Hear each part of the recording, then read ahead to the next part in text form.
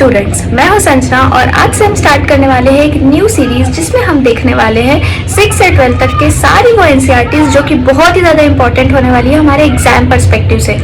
हमें हमेशा बोला जाता है कि 6 से 12 तक के एनसीईआरटीज कवर करो अगर कोई भी कॉम्पिटिटिव एग्जाम के लिए प्रिपरेशन करनी है, क्योंकि एनसीईआरटीज एक बेस फाउंडेशन होती है हर एग्जामिनेशन के लिए। बिना एनसीईआरटी के हम कोई भी एग्जामिनेशन क्लियर नहीं कर सकते हैं, पर हमें पता ही नहीं होता है कि हमें पढ़ना कहाँ से है, कितना पढ़ना है, कौन से टॉपिक्स इंपॉर्टेंट होने वाले हैं, ये हमें नहीं पता होता है। तो इस सीरीज में हम देखेंगे कि वो सारे इंपॉर्टेंट टॉपिक जो कि एग्जाम पर्सपेक्टिव से हमें पढ़ने हैं, किस वे में हमें पढ़ने हैं, और उसके साथ साथ जो नोट्स है वो मेरे टेलीग्राम चैनल पे आपको मिल जाएंगे। जैसे कि इस चैप्टर के नाम से ही हमें पता चल रहा है कि हम इसमें पढ़ने क्या वाले हैं। द अर्थ, हम सबसे पहले देखेंगे कि अर्थ जो हमारा ब्लू प्लैनेट है जहाँ पर हम रहते हैं उसके बारे में हम पढ़ेंगे, और हमारा सोलर सिस्टम। सोलर सिस्टम क्या होता है कि एक सन जो है वो centre of the solar system होता है, जो सौर मंडल जो बोला जाता है, ठीक है। उसके आजू बाजू ये जो घूमने वाले सारे प्लैनेट्स हैं, ये सारे प्लैनेट्स सन को मिला करके ये सारा जो एक सिस्टम बनता है उसको हम बोलते हैं सोलर सिस्टम, ठीक है, जिसमें हमारा सन होता है और हमारे 8 प्लैनेट्स होते हैं, ठीक है। तो उसे हम बोलते हैं सोलर सिस्टम।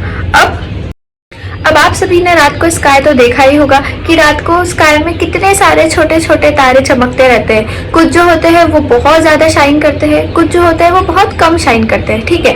अब कुछ हमें ऐसा लगता है देखने के बाद कि वो ट्विंकल कर रहे हैं। अब कुछ तारे जो होते हैं वो बहुत ज़्यादा ट्विंकल करते हैं, उनकी जो ब्राइटनेस है वो कम ज़्यादा होती है, तो हमें ऐसा लगता है कि वो स्काई में एक टाइप से ट्विंकल कर रहे हैं। और कुछ जो होते हैं वो ज़्यादा ट्विंकल नहीं करते हैं, उनकी जो ब्राइटनेस है वो कॉन्स्टेंट ही रहती है, ठीक है। उन छोटे छोटे तारों के साथ में आसमान में एक और चीज़ होती है जो कि होता है मून। मून जो है वो बहुत ही ज़्यादा सुंदर दिखता है कब, जब फुल मून डे होता है, जिसको हम पूर्णिमा की रात बोलते हैं, ठीक है। और जैसे जैसे दिन बदलते जाते हैं एक एक करके, तो ये जो मून है उसकी भी शाइन थोड़ी थोड़ी कम होते जाती है, इसका भी शेप चेंज होते जाता है, आसमान में पोजीशन चेंज होते जाती है, और फिर एक टाइम आता है कि ये हमें मून जो है पूरी तरह से दिखता ही नहीं है, तो उसको हम बोलते हैं उस दिन को पूर्णिमा की रात, जो कि होता है फुल मून, जो कि होता है न्यू मून डे, ठीक है। फुल मून में जो मून है वो अपने पूरी तरह से चमक में होता है, जिसको हम पूर्णिमा बोलते हैं, और जब मून बिल्कुल भी हमें कुछ भी नजर नहीं आता है तो उसे हम बोलते हैं न्यू मून डे, जिसको हम हिंदी में बोलते हैं अमावस। रात को तो हमें तारे और चांद देखना बहुत ज्यादा अच्छा लगता है, पर क्या कभी किसी ने सोचा है कि ये दिन में ये सारी चीजें चले कहाँ जाती है? तो दिन में क्या होता है कि जब सर पे सूरज आ जाता है तो जो सन है उसकी जो लाइट है वो बहुत ही ज्यादा इंटेंस होती है। सन की लाइट के वजह से ये सारी जो चीजें हैं ये पूरी तरह से गायब हो जाती है, वो प्रेजेंट वहीं पर रहती है पर हमें दिखती नहीं है। एक एग्जाम्पल के तौर में हम देख सकते हैं कि अगर हमने एक टॉर्च लिया है, ठीक है, और उस टॉर्च की जो लाइट है वो थोड़ी है, पर अगर हमने उसके सामने एक बड़ा सा ऐसा टॉर्च ले लिया जिसकी लाइट बहुत ज्यादा इंटेंस है और बहुत ज्यादा ब्राइट है, तो क्या होगा कि ये जो बड़े टॉर्च की वजह से जो छोटे टॉर्च की जो रोशनी है वो हमें बिल्कुल भी नजर नहीं आएगी, ठीक है। जैसे कि हमारे फोन की ब्राइटनेस के साथ होता है, तो वैसे ही सेम किस्सा तारों और चांद के साथ में होता है कि दिन में वो लोग वहीं प्रेजेंट होते हैं, पर सूरज की इतनी ज्यादा इंटेंस रोशनी की वजह से, इतनी ज्यादा तेज रोशनी की वजह से वो हमें दिख नहीं पाते हैं। अब जो सन, मून और जितने भी ऑब्जेक्ट्स जो कि नाइट स्काई में शाइन करते हैं, जो रात को जितनी भी चीजें चमकती हुई हमें नजर आती है, उन सारी चीजों को क्या बोला जाता है? सेलेस्टियल बॉडीज, ठीक है। सेलेस्टियल बॉडीज, जो मून है, जो हमारे छोटे छोटे तारे हैं जो ट्विंकल करते हुए हमें नजर आते हैं, वो सारी चीजों को हम बोलते हैं सेलेस्टियल बॉडीज, ठीक है। ये जो सेलेस्टियल बॉडीज जो है, मतलब कि जो तारे जो है जो कि बहुत ही ज्यादा हमें छोटे नजर आते हैं अगर हम उन्हें अर्थ से देखें तो, बट एक्चुअल में अगर हम देखें इन स्टार्स का साइज, ये बहुत ही ज्यादा जाइंट होते हैं और बहुत ही ज्यादा ये हॉट होते हैं। मतलब अर्थ से अगर हम देखें तो ये सारे के सारे स्टार्स हमें इतने बड़े दिख रहे हैं, तो एक्चुअल में इनका साइज इतना ज्यादा बड़ा होता है, ठीक है। और ये एक्चुअली बहुत ही ज्यादा हॉट होते हैं, हॉट गैसेस से बने होते हैं और अलग अलग सब्सटेंस से बने होते हैं। ये अभी हमें उतना नहीं पता है क्योंकि अर्थ से बहुत ज्यादा दूर होने की वजह से हम इन्हें इतने अच्छे से स्टडी नहीं कर पाते हैं, ठीक है। तो क्या होता है कि कुछ स्टार्स जो होते हैं उनकी ओन हीट और ओन लाइट होती है, ठीक है, जो कि वो अपने हीट और लाइट एमिट करते रहते हैं। और कुछ जो स्टार्स होते हैं उनकी खुद की हीट और लाइट नहीं होती है, ठीक है। तो जो भी सेलेस्टियल बॉडी जो कि प्रेजेंट है स्काई में, अगर उनकी ओन हीट और लाइट अगर है तो उनको हम क्या बोलते हैं, स्टार, ठीक है। तो सन क्या है कि ये भी एक सेलेस्टियल बॉडी है जिसकी ओन हीट एंड लाइट है। ओन हीट एंड लाइट होने की वजह से हम इसको बोलते हैं एक स्टार, ठीक है। तो अभी हमने देख लिया कि जो सन, मून और ये सारे भी स्टार जितने भी प्रेजेंट है उनको हम क्या बोलते हैं, सेलेस्टियल बॉडीज। अभी मेरे साथ में याद करेंगे, सब कुछ एक बार में याद होना चाहिए, बिल्कुल भी बार बार एनसीईआरटी रीड करने की जरूरत नहीं पड़नी चाहिए, ठीक है। जो भी मून और जो भी सन जो प्रेजेंट है, जितने भी स्टार्स है, उन सबको क्या बोलते हैं, सेलेस्टियल बॉडी। लेकिन जो सेलेस्टियल बॉडी की खुद की हीट और लाइट होती है, खुद के पास जिसकी एनर्जी होती है, उसको हम क्या बोलते हैं, स्टार। इस वजह से सन को भी एक स्टार बोला गया है। और कुछ तो स्टार्स ऐसे प्रेजेंट होते हैं सोलर सिस्टम में जो कि सन से भी बहुत ज्यादा बड़े हैं साइज में। अगर सन का साइज समझो इतना है तो इससे भी डबल, ट्रिपल, 2x 3x में भी स्टार्स का साइज प्रेजेंट है, लेकिन तभी भी वो हमें इतने ज्यादा छोटे क्यों नजर आते हैं। जैसे कि हमें पता है कि जैसे जैसे ऑब्जेक्ट और व्यूअर का जो डिस्टेंस है, जैसे जैसे अगर वो बढ़ते जाता है तो ऑब्जेक्ट जो है वो छोटा छोटा नजर आता है, ठीक है। जैसे कि हम एग्जांपल देख सकते हैं, एरोप्लेन अगर वो अर्थ सरफेस पे है तो हमें वो बहुत ज्यादा जाइंट लगता है, पर जैसे ही वो हवा में उड़ता है और हम उसे अर्थ से देखते हैं तो वो हमें बहुत ज्यादा छोटा नजर आता है। तो वैसी ही सेम चीज होती है स्टार के साथ में, भले ही वो सन से भी बहुत ज्यादा बड़े हो गए पर हमें वो नजर बहुत छोटे आते हैं, ठीक है। बचपन में क्या होता था कि हम जब छोटे होते थे तो कुछ बच्चे बहुत ही ज्यादा क्रिएटिव होते थे, तो वो क्या होता था कि स्टार्स में भी एक पैटर्न ढूंढ लेते थे कि जैसे कि स्टार में कुछ बना हुआ है, कहीं बॉल बना है, कहीं बैट बना हुआ है, ठीक है। ऐसे बहुत सारे पैटर्न्स जो है वो स्टार्स में बनते हैं। जैसे कि अगर कुछ क्लस्टर है स्टार्स का तो हम देख सकते हैं कि यहाँ पर कोई एक ऐसा पैटर्न बनता हुआ हमें नजर आता है, ठीक है। उस पैटर्न को हम क्या बोलते हैं, कॉन्स्टेलेशंस। जो कि स्टार एक दूसरे के साथ में जुड़ के जो एक पैटर्न बनाते हैं, ऐसे ऐसे ऐसे कुछ भी, तो इसको हम क्या बोलते हैं, कॉन्स्टेलेशन, ठीक है। तो एक सबसे ज्यादा बहुत ही मोस्ट पॉपुलर जो एक कॉन्स्टेलेशन जो है, एक स्टार का जो पैटर्न है वो है उर्सा मेजर, जिसको हम बिग बियर भी बोलते हैं, ठीक है। अब ये जो है अगर हम देखें स्काई में तो सबसे ज्यादा इजीली जो हमें नजर आता है एक पैटर्न है स्टार्स का, जिसको हम बोलते हैं सप्तऋषि। सप्तऋषि हमें वर्ड से ही समझ में आता है कि 7 ऋषियों का समूह, ठीक है। सप्त मतलब 7 और ऋषि मतलब जो साधु संत होते हैं। ये जो सप्तऋषि जो है ये 7 स्टार्स का ग्रुप होता है, ठीक है। जैसे कि हम यहाँ पर देख सकते हैं 1 2 3 4 5 6 7, ये जो है ये है सप्तऋषि, ठीक है, जो कि यहाँ पर शो किया गया है। अब उसके साथ में हम एक बहुत ही ज्यादा एक इम्पॉर्टेंट स्टार है जो कि मतलब स्काई में प्रेजेंट होता है, वो होता है नॉर्थ स्टार, ठीक है। नॉर्थ स्टार क्या होता है, इसको हिंदी में बोला जाता है ध्रुव तारा। नॉर्थ स्टार को बोला जाता है हिंदी में ध्रुव तारा, ठीक है। ये जो तारा है, बोला जाता है कि जब रात होती है, जब सनसेट होता है, तो सबसे पहले जो आसमान में जो दिखने वाला जो तारा है वो होता है नॉर्थ स्टार, जो कि है ध्रुव तारा। और ये हमेशा नॉर्थ की डायरेक्शन में प्रेजेंट होता है। ये बिल्कुल मैटर नहीं करता कि अर्थ अभी किस डायरेक्शन में है, सन के कहाँ पर है, कुछ भी फर्क नहीं पड़ता। भले ही अर्थ में विंटर चल रहे, समर चल रहे, हर सीजन में ये जो नॉर्थ स्टार जो है ये हमेशा नॉर्थ की ही डायरेक्शन में होता है, इसलिए इसको नाम दे दिया गया है नॉर्थ स्टार, ठीक है। अब इसको नॉर्थ स्टार क्यों बोला जाता है, क्योंकि पहले क्या होता था, अभी तो हमारे पास में कंपास वगैरह आ गए हैं जिसमें एक नीडल होती है और जो कि हमेशा नॉर्थ की डायरेक्शन में पॉइंट करती है, ठीक है। तो हमें हमेशा डायरेक्शन के बारे में पता चल जाता है। पर पहले क्या होता था कि जो रात, दिन में तो हम बहुत ही इजीली पता कर सकते हैं डायरेक्शन से, सनसेट और सनराइज की पोजीशन को देख करके, ठीक है। इससे हमें पता चल जाएगा कि नॉर्थ, ईस्ट, वेस्ट, साउथ जो डायरेक्शंस है वो कौन सी रहेगी। लेकिन पहले क्या होता था कि जब रात के टाइम पे जो ट्रेवलर्स जो ट्रेवल करते थे एक जगह से दूसरी जगह तक के, तो तो क्या होता था कि उनको रात को पता नहीं चलता था डायरेक्शन, तो उनके पास में ना कोई कंपास होता था, ना कोई नीडल होती थी जो कि नॉर्थ के तरफ पॉइंट कर दे और उनको डायरेक्शन बताते। तो उस टाइम पे नॉर्थ स्टार का वो लोग यूज करते थे और उससे वो लोग डायरेक्शन पता करते थे। तो ये यूज था एंशिएंट टाइम में नॉर्थ स्टार का, इसलिए ये स्टार बहुत ही ज्यादा इंपॉर्टेंट है डायरेक्शन पता करने के लिए।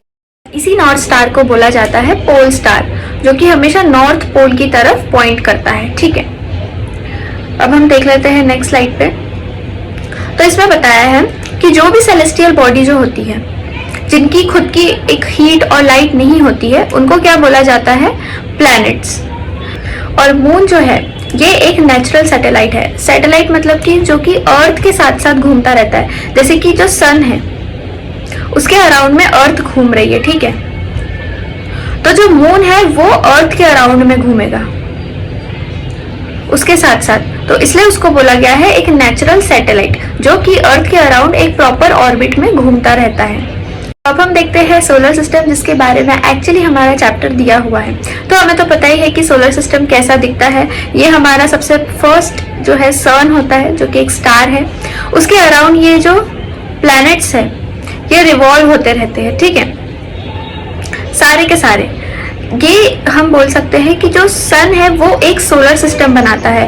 कैसे? वो अपने ग्रेविटेशनल फोर्स से ये सारे प्लैनेट्स को होल्ड करके रखता है, जिससे ये सारे के सारे प्लैनेट्स इसके अराउंड रिवॉल्व करते हैं। ठीक है, तो अभी यहाँ पर एक टेबल में छोटी सी इंफॉर्मेशन दी गई है कि हर प्लैनेट को कितना टाइम लगता है सन के अराउंड रिवॉल्व होने में।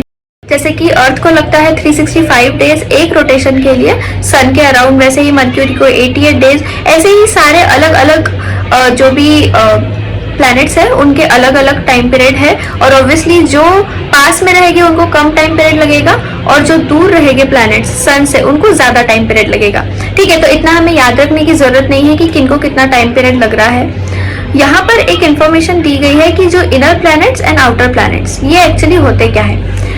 जो सोलर सिस्टम है, सबसे पहले तो सेंटर में आता है सन, जिसके अराउंड सारे प्लैनेट रिवॉल्व होते हैं। ठीक है, अब बाकी के जो प्लैनेट्स हैं उनको दो पार्ट में डिवाइड कर दिया गया है, एक तो इनर प्लैनेट और एक आउटर प्लैनेट।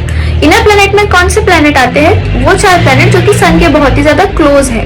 ठीक है, जिसमें आता है वीनस, मर्क्यूरी, अर्थ, मार्स। ठीक है, और एक होती है एस्टेरॉइड बेल्ट, जो कि इन सारे जो प्लैनेट्स है इनको डिवाइड करती है। ठीक है, 2 पार्ट्स में। और ये जो एस्टेरॉइड बेल्ट जो है ये बहुत ज्यादा hot gases, carbon, nickel, magnesium, ऐसे बहुत सारे अलग अलग टाइप के मेटल से बनी हुई होती है। रॉक्स यहाँ पर प्रेजेंट होते हैं।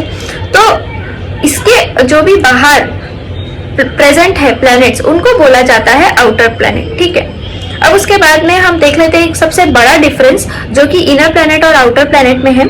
जो इनर प्लैनेट जो होते हैं वो एक्चुअली बने हुए होते हैं रॉक से, ठीक है, और कुछ मेटल से। लेकिन जो आउटर प्लैनेट जो है वो बने हुए होते हैं एकदम हॉट गैसेस या तो हॉट लिक्विड से। ठीक है, ये सबसे बड़ा एक मेजर डिफरेंस है इनर प्लैनेट और आउटर प्लैनेट का। जो इनर प्लैनेट जो है वो रॉक से बने हुए होते हैं, और जो आउटर प्लैनेट है वो hot gases and hot liquid से बने हुए होते हैं। अब हम देख लेते हैं सन के बारे में थोड़ी सी इंफॉर्मेशन जो कि इम्पोर्टेंट है। जो सन है वो सेंटर ऑफ सोलर सिस्टम में होता है। ऑब्वियसली सन के अराउंड ही सारे के सारे प्लैनेट्स जो है वो रिवॉल्व होते हैं, इसलिए सन को बोला जाता है सेंटर ऑफ सोलर सिस्टम।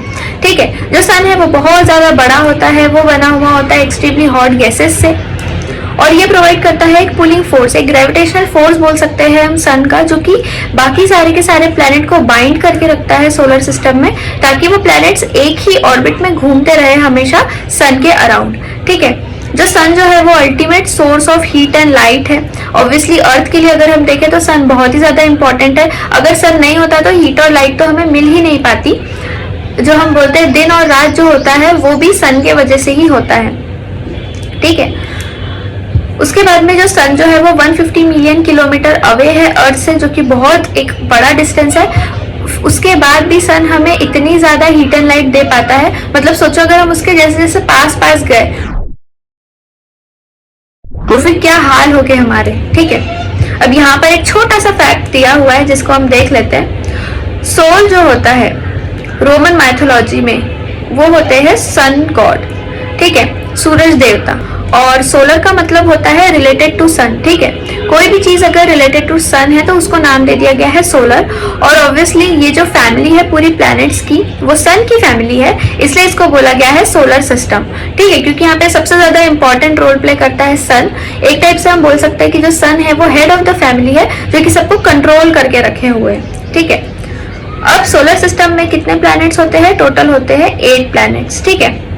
अब ये होते हैं Mercury, Venus, Earth, Mars, Jupiter, Saturn, Uranus, Neptune, ठीक है। ये सारे जो 8 प्लैनेट है इनको याद रखने का एक छोटा सा एक तरीका है, उसको हम देख लेते हैं। क्योंकि हमें बहुत बार ऐसा होता है कि सीक्वेंस में याद नहीं रह पाते हैं ये प्लैनेट्स, तो हमें याद रखना थोड़ा जरूरी है अगर कभी इस पर कोई क्वेश्चन आ गया तो उसके लिए, ठीक है। तो सबसे पहले अगर हम देखें तो ये पहले हम इसको पूरा रीड करते हैं। मेरे वो एक मामा जो सीधे यूएस निकले, ठीक है। अब इनके सबके फर्स्ट लेटर को हम देखेंगे। मेरे एम से आता है मर्क्यूरी, वो से आता है वीनस, ई से आता है अर्थ, एम से आता है मार्स, जे से आता है जुपिटर, एस से आता है सैटर्न, यू से आता है यूरेनस और एन से आता है नेपच्यून, ठीक है। तो क्या ये हमारा बना है सेंटेंस पूरा, मेरे वो एक मामा जो सीधे यूएस निकले। तो इस तरीके से आप इसे याद रख सकते हैं, जो कि बहुत ही सिंपल तरीका है।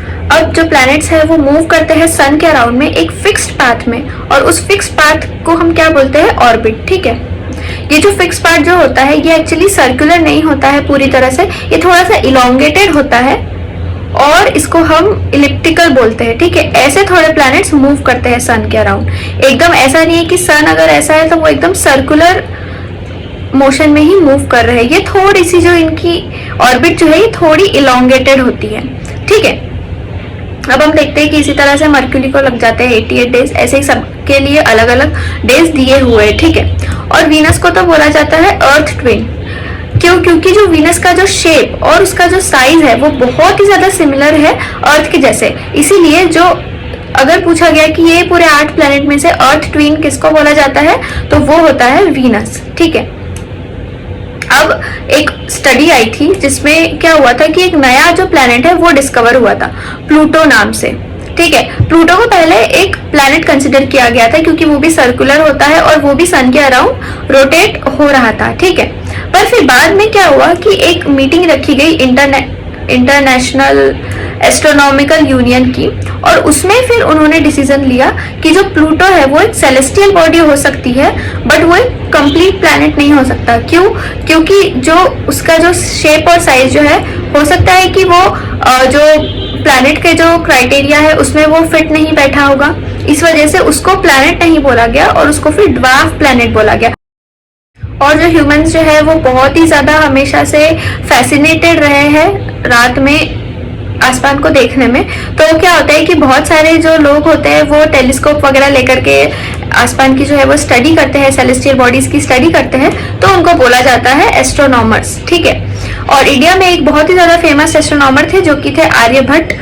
इन्होंने एंशिएंट इंडिया में जब ना कोई टेलीस्कोप था ना कुछ था, कुछ भी मतलब अवेलेबल नहीं था जिससे हम बहुत ही ज्यादा डिस्टेंस का देख सके, उन्होंने उसी टाइम पे बता दिया था कि जो सन जो है वो सेंटर ऑफ सोलर सिस्टम है और उसके अराउंड सारे प्लैनेट जो है वो रिवॉल्व करते हैं, और सन ही एक ऐसा स्टार है जो कि हमें हीट और लाइट देता है, ठीक है। अभी जाकर के ये रिसर्च हुई है, टेलीस्कोप वगैरह से देखा गया है, तब जाकर के हमें पता चला है। बट हमारा जो इंडियन कल्चर जो था वो इतना ज्यादा रिच था कि आर्यभट्ट ने उसी टाइम पे एंशिएंट इंडिया में ही ये सारी चीजें बताकर चले गए थे, ठीक है। अब उसके बाद में हम देखते हैं अर्थ के बारे में। अर्थ जो है वो 3rd नियरेस्ट प्लैनेट है सन से। 3rd नंबर पे आता है ऑब्वियसली सबसे पहला मर्क्यूरी, फिर वीनस, फिर अर्थ, और ये 5th लार्जेस्ट प्लैनेट है। जो 8 प्लैनेट जो है उनके हिसाब से अगर हम साइज में देखें तो अर्थ का जो नंबर है वो आता है 5th नंबर पे, ठीक है। जो अर्थ जो है वो कंप्लीट सर्कुलर नहीं है, मतलब कि जो अर्थ है वो ऐसे ना होते हुए, कंप्लीट सर्कल ना होते हुए ये थोड़ी सी फ्लैटेंड है। कहां से? पोल्स में से। मतलब कि जैसे समझो कि जैसे ये अर्थ है ये थोड़ा ऐसे फ्लैटेंड है और फिर ये सर्कुलर है, मतलब कि ये थोड़ी यहां से और यहां से फ्लैटेंड है, ठीक है। इसलिए जो सर का जो अर्थ का जो शेप है उसको बोला गया है जियोइड, ना कि कोई सर्कल वगैरह कुछ नहीं, जियोइड बोला गया है जो कि जियोग्राफी से ही रिलेटेड होता है। जियोइड मतलब क्या होता है कि अर्थ लाइक शेप, ठीक है। अब जो अर्थ है उसमें वाटर होता है, एयर है, और जो अर्थ है वो बहुत ज्यादा कोल्ड भी नहीं है और बहुत ही ज्यादा हॉट भी नहीं है। इस वजह से अर्थ में जो लाइफ है वो पॉसिबल है, अर्थ में एनवायरनमेंट है, एयर है, इस वजह से यहाँ पर लोग जी रहे हैं, ठीक है। जो लाइफ का जो अर्थ का जो सराउंडिंग है, और अगर हम एनवायरनमेंट बोले तो ये बहुत ही ज्यादा लाइफ सपोर्टिंग है, क्योंकि इसमें जो एक इम्पॉर्टेंट गैस है इसके एनवायरनमेंट में वो है ऑक्सीजन, ठीक है। जो अर्थ जो है वो अपीयर होता है ब्लू, अगर हम इसे अंतरिक्ष देखें, या अगर हम मून से अगर हम अर्थ को ऑब्जर्व कर रहे हैं तो हमें ये अपीयर होती है ब्लू, ठीक है। और जो अर्थ का जो सरफेस है, 2/3 पार्ट जो है अर्थ का वो वाटर से फिल्ड है, इसलिए इसको बोला जाता है ब्लू प्लैनेट, ठीक है। तो अर्थ का दूसरा नाम क्या है? Blue planet. अब हम देखते हैं मून के बारे में, ठीक है। मून जो है ये एक नेचुरल सैटेलाइट है जो कि अर्थ के अराउंड रिवॉल्व होते रहता है।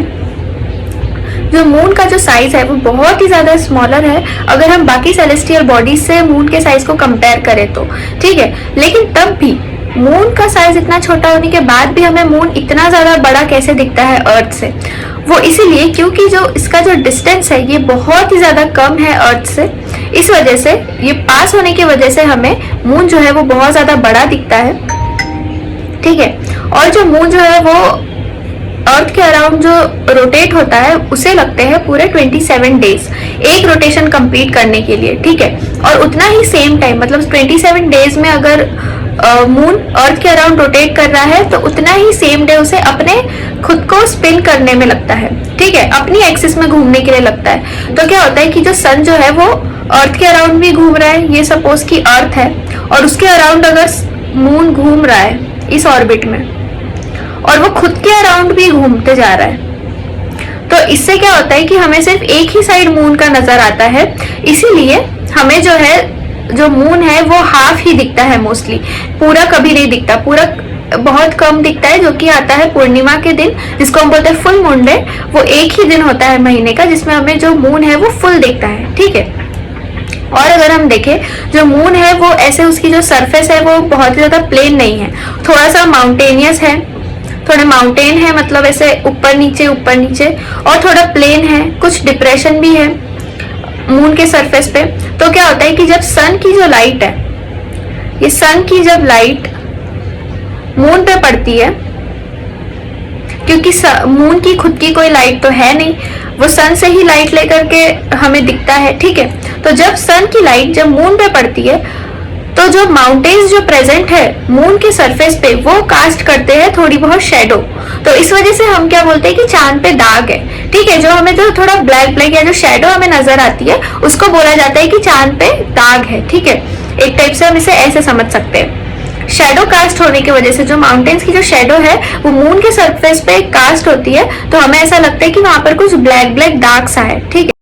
तो जो लाइट की जो स्पीड होती है वो होती है 3 लाख किलोमीटर पर सेकेंड, मतलब एक सेकेंड में लाइट 3 लाख किलोमीटर कवर कर सकती है, ठीक है। तब भी इतनी ज्यादा फास्ट लाइट की स्पीड होने के बाद में भी जो सन से जो अर्थ पे जो लाइट आती है उसको लगता है टोटल 8 मिनट रीच होने के लिए, ठीक है। मतलब कि सोचो कि सन हमसे कितना ज्यादा दूर होगा कि एक सेकेंड में अगर light 3 lakh kilometre per hour की स्पीड से अगर वो चल सकती है, 3 लाख किलोमीटर पर सेकेंड की स्पीड से अगर चल सकती है, तो तब भी उसको लगता है पूरे 8 मिनट। इससे हम अंदाजा लगा सकते हैं कि सन का डिस्टेंस कितना ज्यादा होगा अर्थ से, ठीक है। दूसरा फैक्ट है कि जो नील आर्मस्ट्रांग जो थे वो फर्स्ट मैन थे जिन्होंने मून के सरफेस पे स्टेप रखा, और उसका डेट था 21 जुलाई 1969, ठीक है। थर्ड फैक्ट है जो सैटेलाइट जो होती है ये भी एक सेलेस्टियल बॉडी ही होती है। ये सेलेस्टियल बॉडी क्या होती है? प्लैनेट के अराउंड मूव होती है, ये सन के अराउंड मूव नहीं करती है, ये मूव करती है प्लैनेट के अराउंड, ठीक है। और इन द सेम वे जो प्लैनेट जो है वो मूव करते हैं सन के अराउंड। जो मून है वो रिवॉल्व होता है अर्थ के अराउंड, और अर्थ जो है वो रिवॉल्व होती है सन के अराउंड। तो ये पूरी एक चेन है। फोर्थ जो हमारा एक फैक्ट है वो बताया गया है कि जो ह्यूमन मेड सैटेलाइट जो है वो एक आर्टिफिशियल बॉडी होती है। जैसे कि हमने मून को बोला है नेचुरल सैटेलाइट, तो एक ह्यूमन मेड सैटेलाइट भी होती है, जो कि एक आर्टिफिशियल बॉडी होती है जिसको साइंटिस्ट डिजाइन करते हैं ताकि वो इंफॉर्मेशन गैदर कर सके या कम्युनिकेशन पर्पज से उसको भेजा जाता है एक ऑर्बिट पे। और फिर क्या होता है कि वो सैटेलाइट हमेशा अर्थ के साथ साथ स्पिन करते रहती है, ठीक है। जैसे मून घूमता रहता है अर्थ के अराउंड, वैसे ही वो सैटेलाइट सन प्लैनेट के अराउंड, मतलब कि अर्थ के अराउंड घूमते रहती। और इंडिया से जो भेजी गई सैटेलाइट्स के नाम है वो है इनसेट, IRS, एड्यूसेट, ठीक है। और भी ऐसे बहुत सारे हैं। ऐसे ही क्या होता है कि अलग अलग कंट्री अपनी अलग अलग सैटेलाइट्स भेजती है। तो कमेंट सेक्शन में मुझे जरूर बताना कि इंडिया ने जो फर्स्ट सैटेलाइट लॉन्च करी थी उसका नाम क्या था, ठीक है। अब हम देख लेते हैं, यहाँ पर एक इमेज दी हुई है जिसमें यहाँ पर क्या बताया कि जो सैटेलाइट जो है उसको लॉन्च कैसे की जाती है। सैटेलाइट को भेजा जाता है रॉकेट के साथ में। तो जब रॉकेट को पहले ऊपर इग्नाइट करके भेजा जाता है, उसके बाद में जब एक ऑर्बिट में पहुंच जाता है रॉकेट, तो क्या होता है कि रॉकेट जो है वो अर्थ पे वापस गिर जाता है और जो सैटेलाइट जो है वो लॉन्च हो जाती है ऑर्बिट में, ठीक है। इस तरीके से हम एक सैटेलाइट को लॉन्च कर सकते हैं। अब हम देख लेते हैं कि एस्टेरॉइड्स क्या होते हैं, ठीक है। एस्टेरॉइड्स जो है ये बहुत ही ज्यादा छोटी छोटी बॉडीज होती है। हम बोल सकते हैं रॉक हो सकता है, कोई मेटल हो सकता है, जो कि सन के अराउंड घूम रहा है। अभी हमने देखा कि जो इनर प्लैनेट और आउटर प्लैनेट को जो डिफरेंशिएट कर रहा है वो क्या है, एस्टेरॉइड बेल्ट है, ठीक है। तो एस्टेरॉइड बेल्ट में क्या होता है, ऐसे ही छोटे छोटे रॉक्स, कुछ कुछ ऐसे मेटल्स ऐसे घूम रहे हैं यहाँ से ऐसे इसमें, जो कि सन के अराउंड घूमते रहते हैं। पर ऐसा नहीं है कि ये किसी प्लैनेट से टकरा जाए, ये अपने ऑर्बिट में ही घूमते रहते हैं, ठीक है। तो उसको बोला जाता है एस्टेरॉइड्स। जो टाइनी बॉडीज जो है which moves around the sun, these bodies are called as asteroids, ठीक है। और ये जो है मार्स और जुपिटर के बीच में फाउंड होते हैं। जैसा कि हमने देखा कि जो एस्टेरॉइड बेल्ट है वो मार्स और जुपिटर के बीच में है। और साइंटिस्ट का ये मानना है कि जो एस्टेरॉइड जो है वो कभी ना कभी बहुत साल पहले वो प्लैनेट का पार्ट हुआ करता था, और प्लैनेट के एक्सप्लोजन की वजह से क्या हुआ कि वो कुछ जो पार्ट्स है प्लैनेट के वो प्लैनेट से दूर हो गए और वो एस्टेरॉइड बेल्ट में जाकर के समा गए, ठीक है। तो ये प्लैनेट के एक्सप्लोजन की वजह से हुआ है। तो हम देख लेते हैं मीटेरियड्स क्या होते हैं। जैसे हमने एस्टेरॉइड्स देखे, मीटेरियड्स जो होते हैं वो स्मॉल पीसेस ऑफ रॉक होते हैं जो कि सन के अराउंड घूमते रहते हैं, ठीक है। रॉक होते हैं जो कि सन के अराउंड घूम रहे हैं एक ऑर्बिट में, पर ये पॉसिबिलिटी है कि वो अर्थ के कांटेक्ट में आ सकते हैं और अर्थ के एनवायरनमेंट में वो गिर सकते हैं। तो क्या होता है कि जब वो अर्थ के एनवायरनमेंट में एंटर होते हैं तो अर्थ में जैसे कि गैसेस अलग अलग टाइप की प्रेजेंट होने की वजह से, फ्रिक्शन की वजह से वो थोड़े से हीटअप हो जाते हैं और फिर वो बर्न होते हैं। तो जब हम देखते हैं कि स्काई में कभी कभी ऐसा होता है कि हमें दिखता है टूटता हुआ तारा, तो हम क्या होता है कि वो मीटेरियड्स जो होते हैं वो अर्थ के एनवायरनमेंट के कांटेक्ट में आ जाते हैं, और अर्थ के एनवायरनमेंट के कांटेक्ट में आने की वजह से वो जलने लगते हैं। तो हमें ऐसा लगता है कि कोई एक तारा टूट के गिर रहा है, ठीक है। और उसकी वजह से क्या होता है, अगर वो कंप्लीटली बर्न नहीं होते हैं तो वो अर्थ के सरफेस पे आकर के गिरते हैं। अगर वो कंप्लीटली बर्न हो गए एनवायरनमेंट में ही तो उसका कोई भी एक कण भी अर्थ के सरफेस पे नहीं गिरेगा। पर अगर वो कंप्लीटली बर्न नहीं हुए तो अर्थ के सरफेस पे आकर के वो गिरेंगे, जिसकी वजह से एक हॉलोनेस क्रिएट हो जाती है अर्थ के सरफेस पर, ठीक है। तो एस्टेरॉइड्स और मीटेरियड्स के बीच में एक बहुत बड़ा मेजर डिफरेंस है कि एस्टेरॉइड्स कभी भी अर्थ के सरफेस के कांटेक्ट में नहीं आएंगे, अर्थ के एनवायरनमेंट के कांटेक्ट में नहीं आएंगे, लेकिन मीटेरियड्स आ सकते हैं। और इन दोनों की एक कॉमन प्रॉपर्टी है कि वो दोनों ही सन के अराउंड रोटेट करते हैं, ठीक है, एक अपनी अपनी ऑर्बिट में। लेकिन मीटेरियड्स कभी ना कभी हो सकता है कि अर्थ के एनवायरनमेंट के कांटेक्ट में आ जाए, ठीक है। तो हम बोल सकते हैं कि मीटेरियड्स की वजह से अर्थ को थोड़ा सा खतरा है, लेकिन एस्टेरॉइड्स की वजह से नहीं है, ठीक है। तो नेक्स्ट है मिल्की वे गैलेक्सी। मिल्की वे गैलेक्सी क्या है, ये एक व्हाइटिश ब्रॉड बैंड है, like a white glowing path across the sky on a clear स्टेरी night. मतलब कि क्या होता है कि बहुत ही ज्यादा जब गहरी रात हो जाती है तो हमें एक व्हाइट ब्रॉड बैंड दिखता है जिसमें हमें बहुत सारे स्टार्स नजर आते हैं, ठीक है। मिल्की वे गैलेक्सी को हिंदी में आकाशगंगा भी बोला जाता है। मतलब कि ऐसा हमें लगता है कि आसमान में एक नदी बह रही है जिसमें बहुत सारे तारे हैं, ठीक है। इसमें मिलियंस ऑफ स्टार्स होते हैं और अर्थ भी जो है इसी मिल्की वे गैलेक्सी का पार्ट है। जो हमारा सोलर सिस्टम है इसी गैलेक्सी का पार्ट है, तो अर्थ भी उसी का पार्ट हुआ। ठीक है, ये जो बैंड है उसको हम बोलते हैं, ये जो स्टार्स की जो ये पूरी बैंड होती है जो हमें बहुत ज्यादा व्हाइट कलर की दिखती है, इसको हम बोलते हैं मिल्की वे गैलेक्सी। ठीक है, एंशिएंट इंडिया में क्या माना जाता था कि आकाश में एक गंगा बह रही है जिसमें बहुत सारे स्टार्स है, इसलिए उसका नाम दिया गया आकाश गंगा। ठीक है, और ये जो गैलेक्सी है बहुत ही ज्यादा huge system of billions of stars, मतलब millions billions trillions of stars इसमें होते हैं। और यहाँ पर थोड़ी क्लाउड ऑफ डस्ट होती है, थोड़ी बहुत गैसेस होती है, और ऐसे ही बहुत सारी गैलेक्सीज होती है जो कि यूनिवर्स बनाती है। ठीक है, जैसे कि अर्थ जिस सोलर सिस्टम का पार्ट है वो एक गैलेक्सी का पार्ट है, ऐसे ही millions of billions of galaxies present है जो कि मिल्की वे गैलेक्सी को बोला गया है। तो इसी के साथ में हमारा फर्स्ट चैप्टर खत्म होता है। अगर कोई भी डाउट हो इससे रिलेटेड तो कमेंट सेक्शन में जरूर पूछना, और अब हम मिलते हैं नेक्स्ट वीडियो में अगले हफ्ते। Thank you so much.